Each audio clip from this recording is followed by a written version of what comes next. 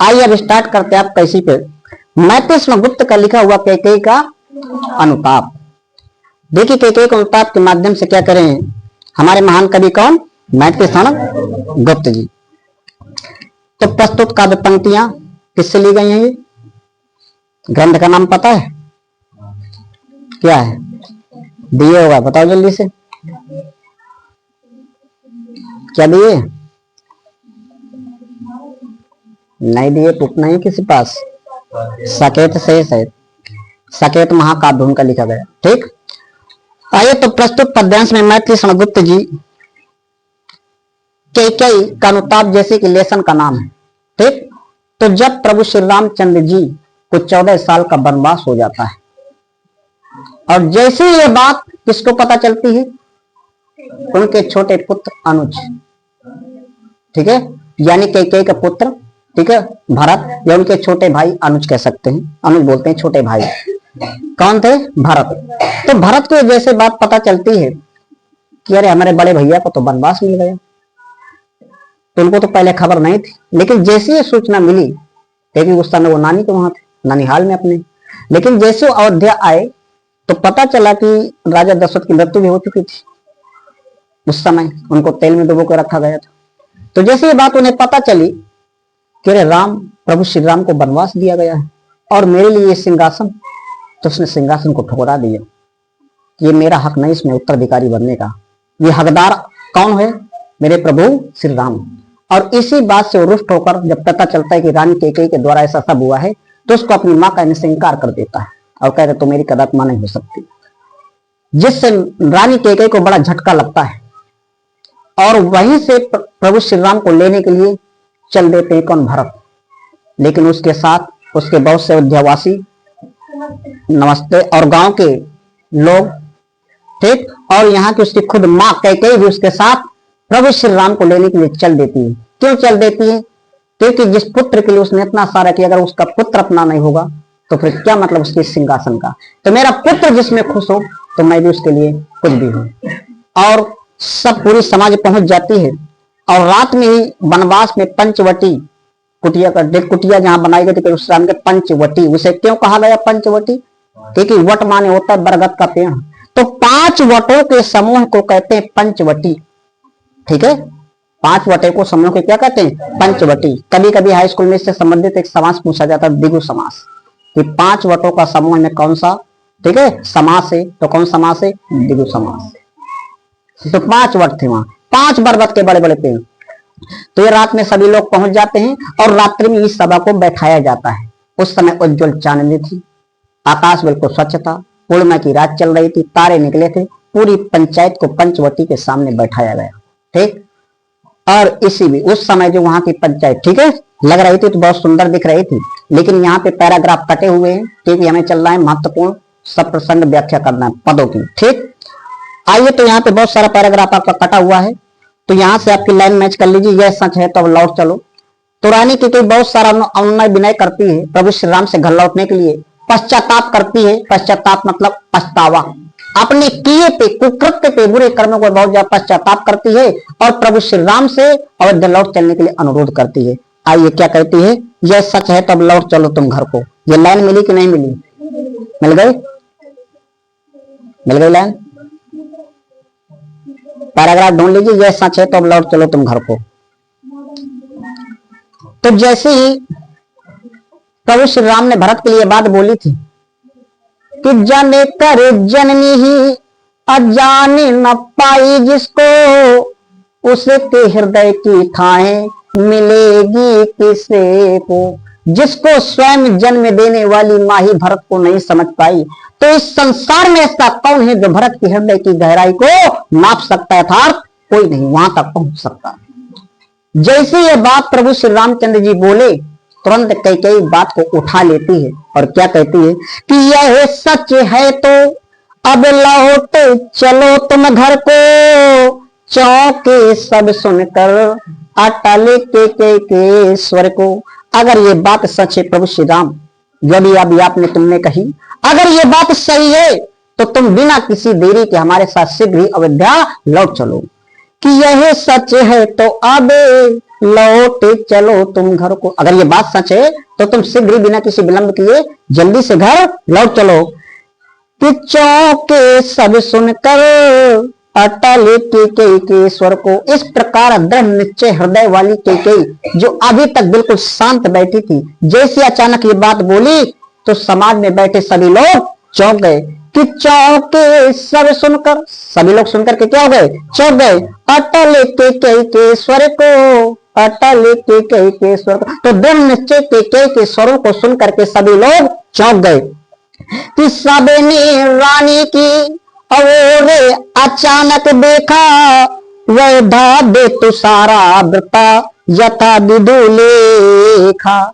और सभी समाज के लोग अचानक से उस रानी कैकेयी की ओर देखने लगे। कि सबने रानी की और अचानक देखा, वैधा बेतु सारा वृता यथा विदुलेखा। तो सभी जितने भी समाज के लोग थे, तो सभी समाज के लोग चौंक करके अचानक से रानी की ओर देखने लगते हैं।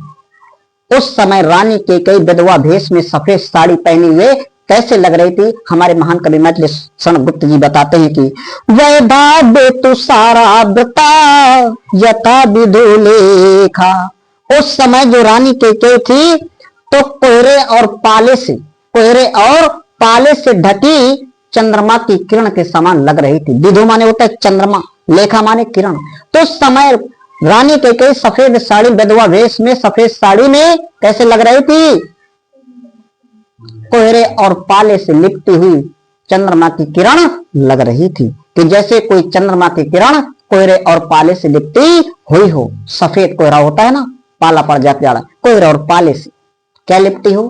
किरण लिपटी हो, कहे कि चंद्रमा की। तो जैसे चंद्रमा की कोई किरण, ठीक है, कैसे किससे लिपटी हो? कोहरे और पाले से लिपटी हुई हो, ऐसे दिखाई दे रही थी। कौन दिखाई दे रही थी? कैकेयी। आगे देखिए कहते हैं, यद्यपि वो शांत तो जरूर बैठी थी, कि बैठी थी अचल तथापि असंख्य तरंगा, वह सिंह अब थी आहा गोमुखी गंगा। यद्यपि रानी कैकेयी बिल्कुल शांत बैठी थी, लेकिन उसके शांत, ठीक है, शांत तो जरूर बैठी थी, बिल्कुल दृढ़ निश्चय किए। यद्यपि रानी कैकेयी शांत बैठी थी, लेकिन उनके मन में या मन रूपी सागर में असंख्य विचारों की तरंगें उठ रही थी। यद्यपि रानी कैकेयी बिल्कुल कैसे बैठी थी? अचल शांत बैठी थी, चल नहीं रही थी।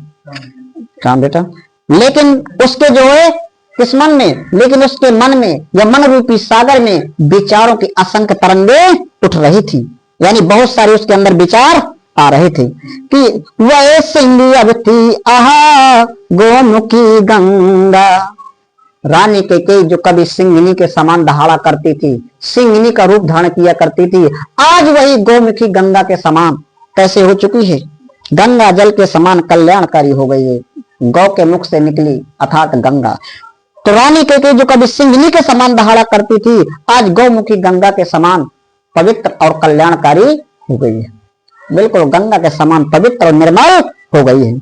कि हाथ जन कर भी मैंने, फिर उस बात को दोहराती है जो रामचंद्र जी ने कहा था कि हाथ जन कर भी मैंने भरत को ना जाना, सब सुन ले तुमने स्वयं अभी यह माना। हाँ, ये बात बिल्कुल सही है कि मैं भरत को जन्म देने के बावजूद भी नहीं जान पाई, मैं अपने पुत्र भरत को जन्म देने के बावजूद भी नहीं जान पाई। कि हाँ जन कर भी मैंने अब भरत को ना जाना, सब सुन ले तुमने स्वयं अभी यही माना। समाज में जितने लोग बैठे हैं वे सभी इस बात को सुन ले, क्योंकि अभी अभी प्रभु श्री राम ने इस बात को स्वीकार किया है कि स्वयं जन्म देने वाली माता ही जिस भरत को नहीं जान पाई, इस संसार में कौन ऐसा है जो जिस भरत के हृदय की गहराई को नाप सकता था, तो के हृदय की बात को जान सकता है, अर्थात कोई नहीं। तो रानी कहती उसी बात को दोहरा रही कि जो हाँ ये बात बिल्कुल सही है कि मैं स्वयं जन्म देकर भी भरत को नहीं जान पाई। हे प्रभु श्री राम, ठीक है, जितने भी आपने जो कहा ये बिल्कुल सही है। तो समाज में जितने लोग बैठे इस बात को सुन ले कि सब सुन ले तुमने स्वयं अभी यही माना। समाज में जितने लोग बैठे सुंदर विचार वाले इस बात को सभी सुन ले, क्योंकि अभी अभी इसी बात को प्रभु श्री राम ने स्वीकार किया है, स्वीकारा है। आगे क्या कहती है कि यह सच है अगर ये बात कैसी है, सच है, तो यह सच है तो फिर लौट चलो घर भैया, अपराधीन मैं हूं ताते तुम्हारी मैया। अगर ये बात सच है तो तुम बिना किसी देरी के हमारे साथ शीघ्र ही घर लौट चलो, क्योंकि तुम्हारे पिता की जो अपराधीन मैं हूं, अपराध तो मैंने किया है, बिना अपराध वाले को निर्दोष अर्थात मेरे पुत्र भरत को क्यों दे रहे हो सजा? अपराधीन तो मैं हूं तुम्हारे पिता की, ये मेरा पुत्र भरत नहीं है, इसमें उसका जरा भी हाथ नहीं है, वह तो एक पवित्र और निर्दोष है। अपराधीन तो मैं हूं, अपराध तो मैंने किया है, भरत ने कोई अपराध नहीं किया।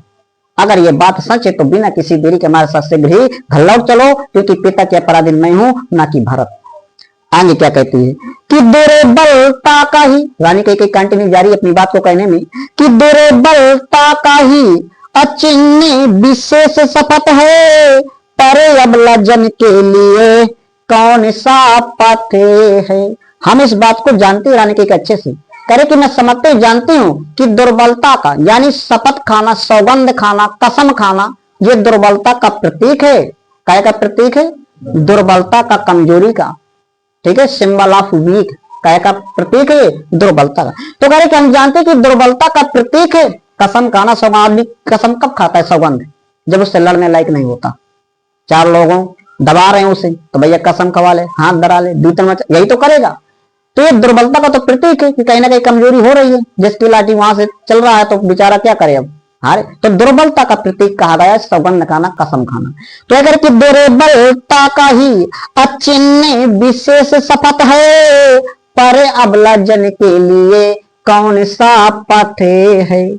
मैं बात अच्छी तरह से जानती हूँ, रानी के कहती है कि कसम खाना, सौगंध खाना ये दुर्बलता का प्रतीक है, पर हम असहाय नारियों के लिए, पर अबला जन के लिए कौन सा पथ है। अबला कहते हैं असहाय स्त्री को, पर हम असहाय स्त्रियों के लिए कोई दूसरा पथ यानी कोई मार्ग भी तो नहीं है, कोई दूसरा चारा था तो कोई रास्ता भी तो नहीं है सौगंध खाने के अलावा। हम मानते इस बात को कि कसम खाना एक दुर्बलता का प्रतीक है, पर हमारे लिए यानी हम अबला जन अर्थात असहाय स्त्रियों के लिए कोई दूसरा मार्ग भी तो नहीं है। कि यदि मैं उकसाई, अब कसम खाती रानी कह रही है, रानी कह रही कि यदि मैं उकसाई गई भरत से हो, तो पति समान ही स्वयं पुत्र भी खो। यदि भरत को उकसाने में अर्थात उसे भड़काने में जरा भी मेरा हाथ हो, तो जिस प्रकार मैं अपने पति को इस संसार से खो दिया है, तो मैं अपने पुत्र को भी इस संसार में खो दूंगा। कौन कह रही? रानी ठीक है कि यदि मैं उकसाई अगई भरत से हो, शायद अभी आपको शंका हो प्रभु श्री राम, इसमें संदेह कि भरत ने इसे किसको भड़काया होगा। तो यदि भरत को, ठीक है, यदि मुझे भड़काने में भरत का जरा भी हाथ हो, ठीक है, तो जिस प्रकार मैंने अपने पति को इस संसार से खो दिया है, तो मैं अपने पुत्र को भी खो दूं।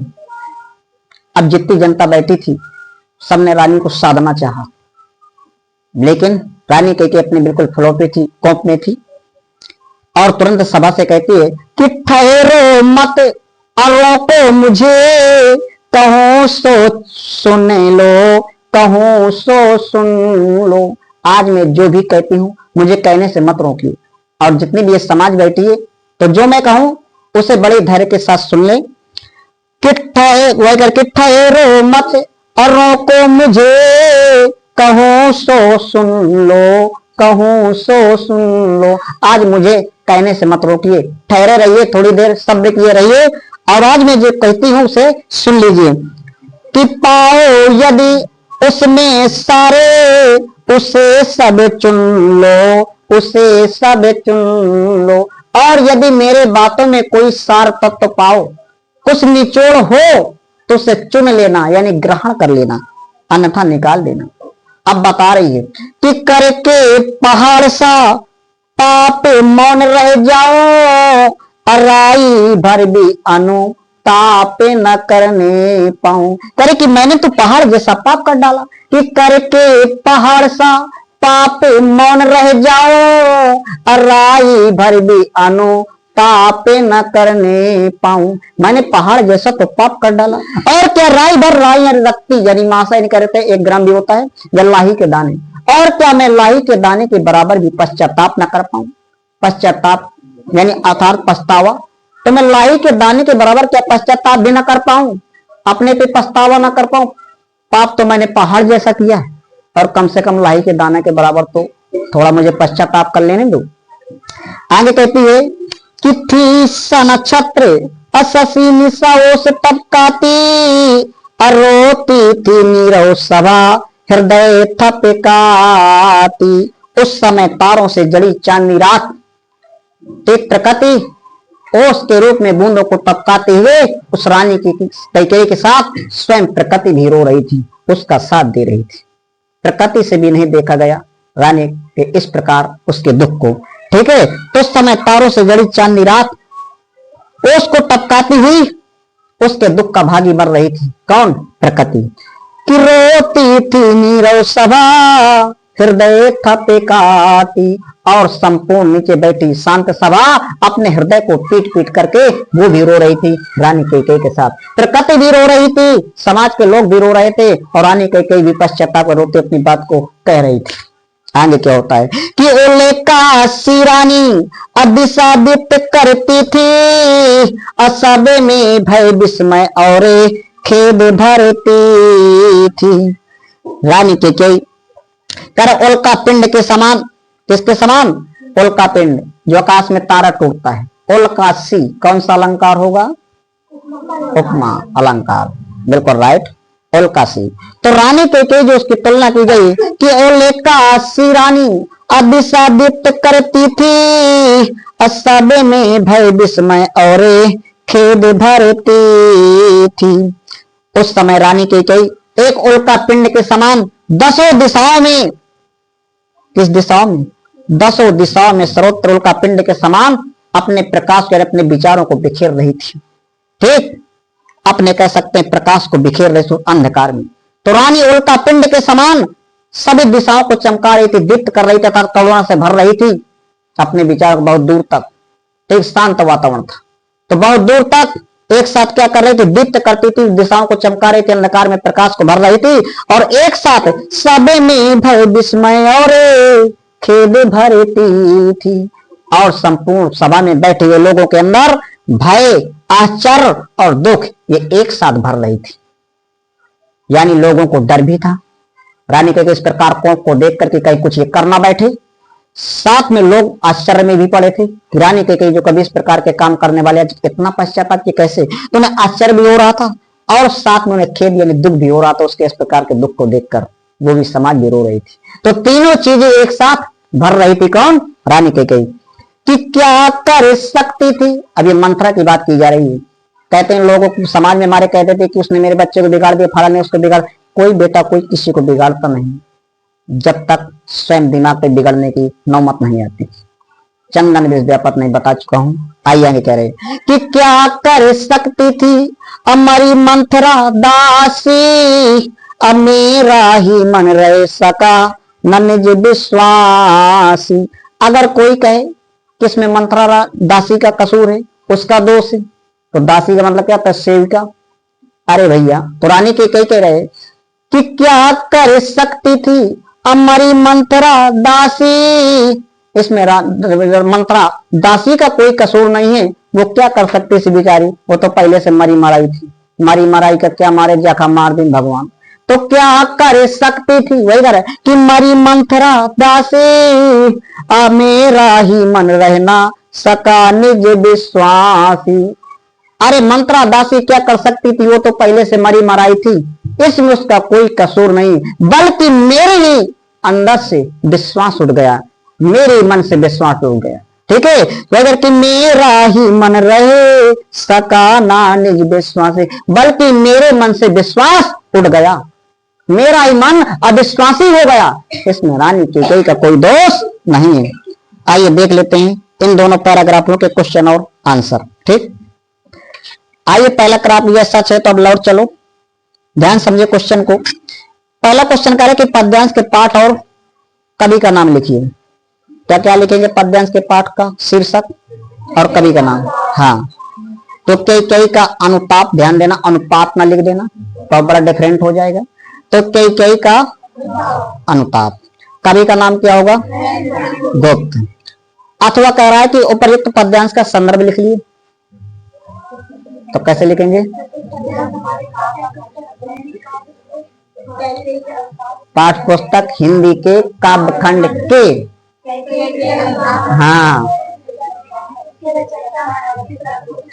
हाँ, चलिए अगला क्वेश्चन आ रहा है, रेखांकित अंश की व्याख्या कीजिए। अब अंडरलाइन लगा के दे रहा, बैठी थी अचल तथापि असंख्य तरंगा, और डॉट डॉट करके तुमने स्वयं अभी यह माना जाना। कौन करेगा इसको एक्सप्लेन? करिए भाई कोई। करो। यदि रस की बात करें तो शांत रस चल रहा है, छंद सवाया है, ठीक है। यहां से बैठी थी अचल,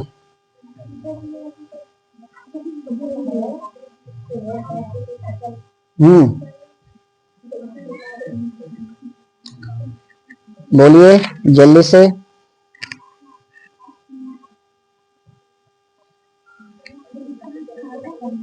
यहां तक करना एक्सप्लेन।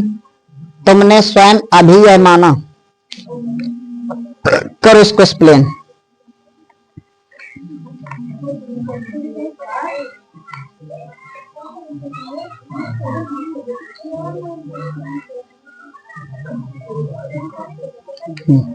हाँ करो,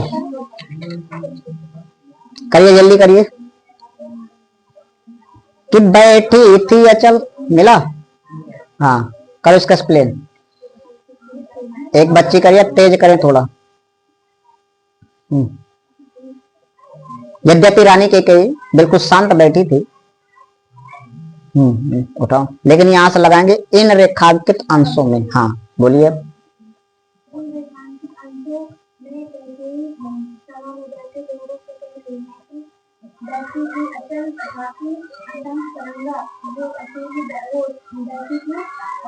लेकिन यहाँ पे रानी कैकेयी कह ही नहीं रही। यहाँ पे कवि मैथिली शरण गुप्त जी बता रहे रानी कैकेयी के हाल, उस समय की उसकी स्थिति। हाँ हाँ हाँ बोलिए, कोई दिक्कत नहीं है, गलतियां होती रहती हैं फिर। हाँ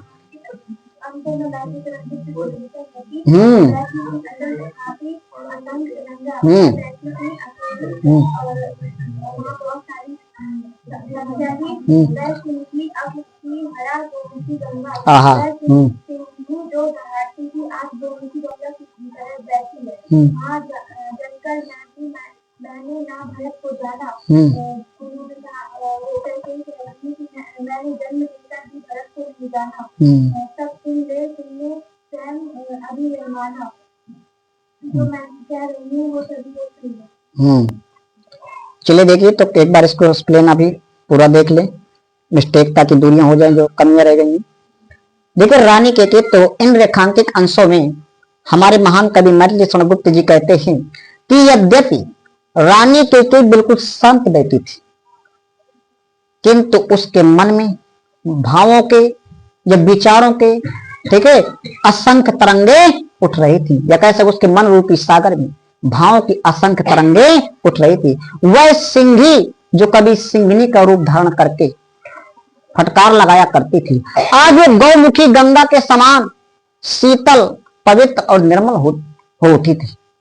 अर्थात वो जब बोल रही थी तो उसके शब्द कैसे निकल रहे थे? बिल्कुल मधुर और कल्याणकारी शब्द निकल रहे थे, कि जैसे गंगा निर्मल बहती। ठीक है। हाँ जन कर भी मैंने, अब यहां पे रानी कैकेयी कहती है, हाँ ये बात बिल्कुल सही है कि जिस अपने पुत्र भरत को जन्म देकर भी नहीं जान पाई, कि हाँ जन कर भी मैंने अब भरत को ना जाना, सब सुन ले तुमने स्वयं अभी यह माना। ये बात बिल्कुल परफेक्ट है कि मैं स्वयं जन्म देकर भी भरत को अच्छे से नहीं समझ पाए। सिर्फ बाहर से उसका कोमल कोमल शरीर देखा, अंदर से उसको दृढ़ निश्चय हृदय को नहीं देख पाई, है ना। ये बात बिल्कुल सही है। सब सुन ले, जितने भी समाज बैठे इस बात को सुन ले, क्योंकि अभी अभी स्वयं यह माना। किसने माना है? क्योंकि अभी अभी स्वयं प्रभु श्री रामचंद्र ने इस बात को स्वीकारा है। तो इस प्रकार आपकी एक्सप्लेन हो गया। आइए अगला क्वेश्चन कह रहे कि राम की उस रात्रिकालीन सभा में सभी क्या सुनकर चौंक पड़े? तो क्वेश्चन का आंसर बिल्कुल सिंपल है कि राम की उस रात्रिकालीन सभा में सब क्या सुनकर चौंक पड़े। तो चौंक के सब सुनकर अटल के स्वर को दृढ़ निश्चय, बैठी कैकेयी के अटल स्वरों को सुनकर के सभी चौंक गए। यही तो लिखेंगे। तो कैकेयी के दृढ़ स्वर को सुनकर के सब चौंक पड़े। दृढ़ स्वर, दृढ़ निश्चय, बैठी कैकेयी के दृढ़ स्वरों को, मजबूत स्वरों को सुनकर के चौंक गए। अगला क्वेश्चन कि एक विधवा के वेश में कैकेयी उस समय कैसी प्रतीत हो रही थी? हाँ, जैसे चंद्रमा की कोई किरण कोहरे और पाले से ढकी हो, जैसे अब मानो उत्प्रेक्षा अलंकार भी, मानो कोहरे और पाले से ढकी कोई चंद्रमा की किरण हो, ऐसी लग रही थी। करे किस, अगला क्वेश्चन, करे कि सिंहनी जैसा रूप धारण करने वाली कैकेयी इस समय किस रूप में दिखाई दे रही थी? गौमुखी गंगा, वो तो सीधा सा कह रहा, वह सिंधी अवती, वो गौमुखी गंगा के समान दिख रही थी, पवित्र पावन निर्मल। अगला क्वेश्चन आ रहा है कि गंगा शब्द के दो पर्यायवाची लिखी हुई है। जानवी कहते हैं, मंदाकिनी कहते हैं, भागीरथी कहते हैं, सुरसरिता, ठीक है। हाँ, ये सब, हाँ, तो पर्यायवाची हो जाएंगे, ठीक है। अगला क्वेश्चन, प्रस्तुत पद्यांश में किन किन पात्रों के बीच संवाद हो रहा है? संवाद, वार्तालाप, डिस्कस, किन किन के बीच हो रहा?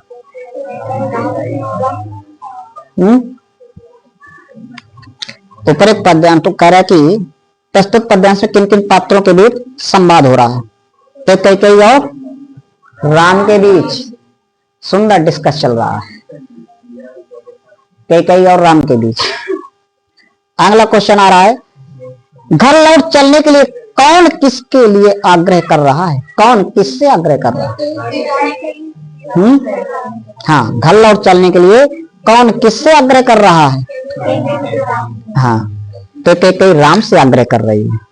अगला क्वेश्चन, सिंगी और गौमुखी गंगा से क्या अभिप्राय है? सिंगी का अभिप्राय वीरांगना से। कैसे?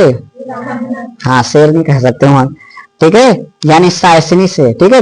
और किसका प्रयोग कर रहा है? गौमुखी गंगा, दोनों ना। तो सिंगी का प्राय यहाँ पे वीरांगना, सायसी और क्या सायसिनी से है, यानी साहस होना। और गौमुखी से क्या तात्पर्य है? शांत और पवित्र, ठीक, वाणी वाली। अभिप्राय पूछे तो इसका मतलब किसी को टारगेट लगा के कहो उससे, ठीक है, यानी जुड़ा अभिप्राय, यानी इसको संकेत कहाँ पे दिया, इसका माध्यम कहाँ पे लगाया गया है, इस बात को, ये है मतलब। कैसे? तो वही कह रहा है कि यहाँ पे जो शब्द आया है कि सिंधी, तो रानी कैकेयी के लिए तो कहा गया है, तो उसका अभिप्राय क्या है कि रानी कैकेयी जो कभी वीरांगना के समान हुआ करती थी, दहाड़ा करती थी सिंगनी के समान, तो इसका पर यहाँ पे वीरांगना है। और सायसिनी है, सायसी हुआ करती थी, सिंगनी सायसी होती। और हमेशा ये भी जान लो कि 90% शेरनी ही शिकार करती है, शेर नहीं करता। हाँ, आइए, तो सिंगनी के समान कभी जो दहाड़ा करती थी वीरांगना थी, ठीक है। तो इसी को कह रहा है, तो सिंगी का सब अभिप्राय है कि वीरांगना, और सायसिनी है। और गौमुखी गंगा करके क्या है? हाँ, पवित्र और शांत वाणी वाली। अभिप्राय आप पूछ दिए, उसका मतलब तो वहां भी लिख दें सिंगनी के माना, सिंगनी से तुलना की गई है कि सिंगनी के समान दहाड़ने वाली थी, ठीक है। अपने शब्दों में भी लिख सकते हैं, लेकिन उसका अभिप्राय उसका लगाया कि वीरांगना से, सायसिनी से, सिंगी सायसिनी होती है सिंह, ठीक है, शेरनी, ठीक है। गौमुखी मतलब पवित्र गंगा के समान उसकी बाड़ी निकल रही थी, तो शांत, ठीक है, और पवित्र वाणी वाली, ये अभिप्राय हो गया। अगला आ रहा है, उपरयुक्त पद्यांश से प्रयुक्त रस और उसका स्थायी भाव लिखिए। कौन सा रस है? शांत रस। शांत रस का स्थायी भाव निर्वेद। अरे वेद में जोड़ दो निर्वेद, वेद तो याद रहेगा, निर्वेद। वेद तो हमेशा शांत के लिए पढ़े जाते हैं, तो शांत रस वेद है, वेद में जोड़ दो निर्वेद, बिना वेद। जैसे जन और निर्जन, जहां पे लोग हो तो जन, जहां पे लोग रहे तो सुनसान निर्जन, तो निर्वेद, ठीक, वेदों से रहित। मेरे का मतलब होता है अलग करना। तो शांत रस के स्थायी भाव होता है ना। और शांत रस के बहुत सारे एग्जाम्पल लिख सकते हैं, ठीक, जब रस पढ़ाएंगे। राम नाम के लूट है, लूट सके तो लूट, जब प्राण जाएंगे छूटे, इसमें भी कौन सा रस है? शांत रस। आइए अगला पैराग्राफ के क्वेश्चन देख लेते हैं। दुर्बलता का ही विशेष शपथ है, पर अबला जन के लिए कौन सा पथ है? ये लास्ट पढ़ाया था, मेरा मन ही रह सका ना निज विश्वासी। क्वेश्चन आ रहा है, कह रहा है कि पद्यांश के पाठ और कवि का नाम लिखिए। पाठ का नाम बताओ बेटा अंशु।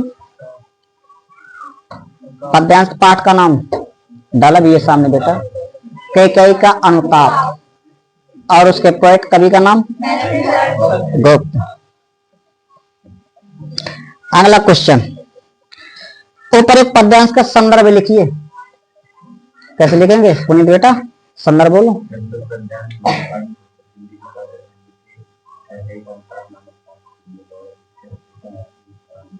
हाँ वेरी गुड, सही है। अगला क्वेश्चन, दुर्बलता का एक चिन्ह विशेष शपथ है, इस पंक्ति में निहित भाव स्पष्ट कीजिए।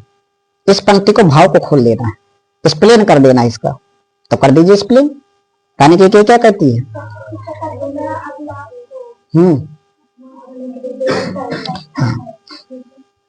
हाँ बोलो बोलो। कि सौगंध खाना व्यक्ति की क्या है? कमजोरी का प्रमाण है या कमजोरी है। लेकिन पर हम असहाय अबला, ठीक है, अबला के लिए या असहाय स्त्रियों के लिए या अबला जनों के लिए दूसरा कोई रास्ता भी तो नहीं है ना। सौगंध खाकर अपनी बात को प्रमाणित करने के अलावा कोई उपाय? हाँ ठीक है, यही बात कर रही है।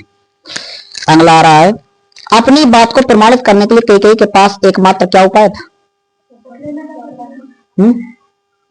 हाँ, शपथ खाकर अपनी बात कहना ही था, सही है। अपने पाप और पश्चाताप के संदर्भ में कैकेयी ने क्या कहा? कि मैंने पहाड़ जैसा तो और लाई के दाने के। हाँ, कर दुर्बलता का चिन्ह क्या है? इसे कौन किससे इसे कौन और किससे कह रहा है? हाँ, दुर्बलता का चिन्ह शपथ खाना है, सौगंध खाना, और ये बात रानी कैकेयी प्रभु श्री राम से कहती है। ठीक, ये बात समझ में आ रही है ना। ये उपस्थित जन में भी कह सकते हैं, यानी कि सभा में उपस्थित जन समूह से कह रही है, ये भी कह सकते हैं। संपूर्ण लोग, राम जी भी आ गए उसी में, ठीक, समस्त जन से कह रही है, जितने भी बैठे थे। ठहरो मत रोको मुझे कहूं सो सुन लो, यह कथन किसका किसके प्रति है? उपस्थित जन समूह सबसे आ कह रही है। हाँ, यह कथन कैकेयी, ठीक है, यह कथन कैकेयी का उपस्थित जन समूह के प्रति है। नीरव सभा की क्या स्थिति थी? नीरव माने जो शांत सभा बैठी थी, उसकी क्या स्थिति थी? इस प्रकार रानी की बातें सुनकर भावुक हो गई थी, वो भी विलाप कर रही थी, रो रही थी,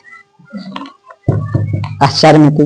ठीक, लिख सकते हैं ना आप कुछ ना कुछ। चलिए अगला चले, टाइम है अपने पास, छोड़ दें। चलिए आज के लिए इतना ही।